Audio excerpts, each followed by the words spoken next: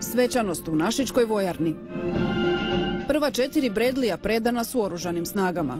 Počinje nova era za oružane snage, odnosno za ovu postrojbu. Borbenim vozilima koristit će se prva oklopno mehanizirana bojna Sokolovi. Samo vozilo opremljeno je sa topom od 25 mm, zatim koaksijalnom strojnicom 7,62 mm i protuoklopnim raketama TOV-2.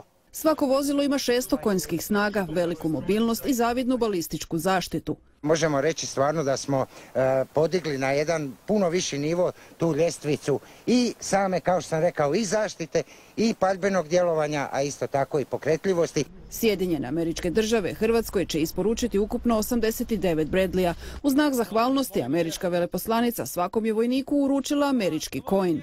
Today, by accepting the first Bradley infantry fighting vehicles into its armed forces, Croatia strengthens not only its own defense capabilities, but also the collective strength of the NATO alliance. Kroz detaljan remont proći će 62 vozila. Za sada su u Đuro Đaković stigla 44. Što se tiče nastavka isporuke Bradleya oružanim snaga, oni se nastavljaju. Ovo su prva 4, već druga 4 su već u potpuno završnoj fazi. Dalje se nastavlja sa njihovim refurbishmentom. Financijska vrijednost ugovora je oko $200 milijuna. 50 milijuna donacija SAD-a, ostatak će platiti MORH.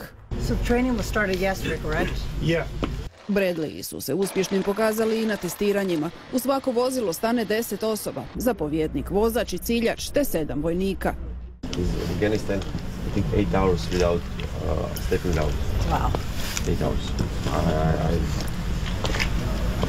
I've been 20 minutes and I have put me out.